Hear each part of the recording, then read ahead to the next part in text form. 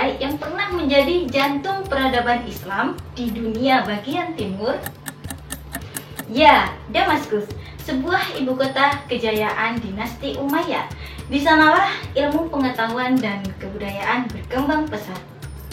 Mari pelajari Damaskus lebih dekat. Assalamualaikum.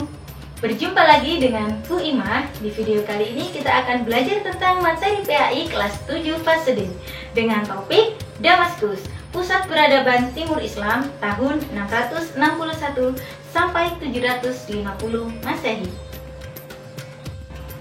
Setelah menyimak video ini, diharapkan kalian mampu menjelaskan sejarah berdirinya Bani Umayyah serta menjelaskan kemajuan peradaban Islam di Damaskus. Damaskus, sebuah kota yang terletak di negara Suriah, dulunya merupakan pusat peradaban kekhalifahan Bani Umayyah. Pada tahun 661 Masehi, seorang yang bernama Muawiyah bin Abu Sufyan mendirikan kekhalifahan Bani Umayyah. Beliau melanjutkan kepemimpinan Khulafaur Rasyidin. Dan ahli sejarah mencatat, terdapat 13 orang yang pernah menjadi khalifah pada masa pemerintahan Bani Umayyah di Damaskus ini. Peradaban Islam pada masa Bani Umayyah mengalami kemajuan tata kelola di berbagai bidang, di antaranya di bidang pemerintahan, bidang hukum, bidang sosial, bidang ekonomi, bidang keagamaan, dan bidang pendidikan. Dalam bidang pemerintahan, Bani Umayyah membentuk beberapa diwan atau departemen. Yang pertama ada Diwan Ar-Rasail.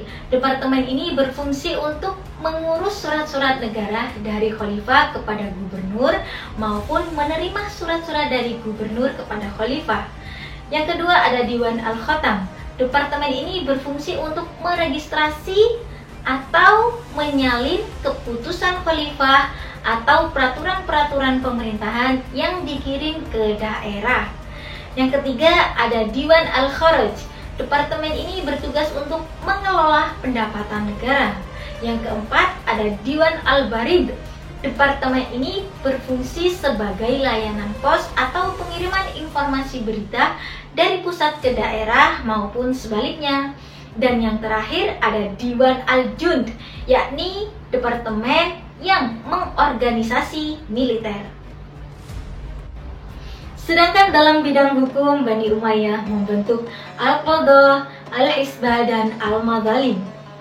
Al-Qadha, badan peradilan yang dipimpin oleh seorang qadhi yang bertugas untuk membuat fatwa-fatwa hukum dan peraturan sesuai dengan tuntunan Al-Quran, Sunnah, dan Ijtihad.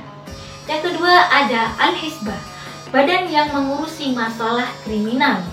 Yang ketiga ada Al-Madhalim. Badan ini bertugas untuk meninjau kembali kesahihan dan keadilan putusan hukum yang dibuat oleh qadhi. Badan ini berada di tingkat yang lebih tinggi daripada Al-Qadha dan Al-Hisbah. Nah, di bidang sosial, Bani Umayyah membuka hubungan antar bangsa Arab Muslim dan negara kekuasaannya seperti Mesir, Persia, dan Eropa. Dari hubungan inilah lahir kreativitas baru pada bidang seni dan ilmu pengetahuan. Ada sebuah bangunan yang mencerminkan kreativitas baru di Yerusalem. Apakah itu? Dome of the Rock.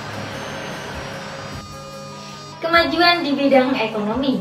Pada masa Bani Umayyah, jalur perdagangan semakin lancar dengan adanya pelabuhan dagang Basrah di Teluk Persia dan pelabuhan dagang di Aden. Pada masa itu juga mencetak mata uang khusus serta mengembangkan beberapa jabatan sehingga memperbesar peluang pekerjaan dan tidak lupa untuk menetapkan pajak penghasilan. Pada bidang keagamaan, terdapat masjid dan bangunan artistik dibangun dengan gaya Persia yang bernuansa Islam seperti Masjid Damaskus dan Kota Kairawan. Pada masa ini, ilmu-ilmu agama juga mulai berkembang. Di antaranya ada ilmu tafsir, hadis, hukum Islam, sastra, nahwu, dan shorof.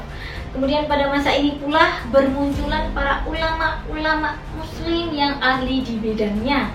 Seperti yang ahli di bidang fikih ada Imam Hanafi dan Imam Malik, di bidang tasawuf ada Hasan al-Bisri dan Robi'ah al-Adawiyah, di bidang hadis ada Umar bin Abdul Aziz yang sekaligus sebagai khalifah, dan di bidang tafsir ada Abdullah bin Abbas, Abdullah bin Mas'ud, Sa'id bin Zubair, dan Mujahid.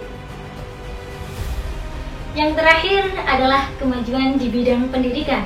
Bani Umayyah menjadikan masjid sebagai pusat aktivitas ilmiah dengan mendirikan kitab, perpustakaan, dan menjadikannya sebagai pusat kajian ilmiah. Dari sanalah nanti bermunculan cendekiawan muslim seperti Khalid. Beliau merupakan ilmuwan pertama muslim yang menerjemahkan buku-buku dari bahasa Koptik dan Yunani tentang astrologi, kimia, dan kedokteran. Itulah tadi penjelasan tentang kota Damaskus sebagai pusat peradaban Timur Islam. Lalu, bagaimana kita menyikapinya? Apakah hanya akan kita jadikan sebagai bahan nostalgia? Tentu tidak. Kita jadikan sebagai penyemangat untuk meningkatkan prestasi sesuai dengan kondisi saat ini dan masa depan. Ihdinas siratal mustaqim. Wassalamualaikum warahmatullahi wabarakatuh.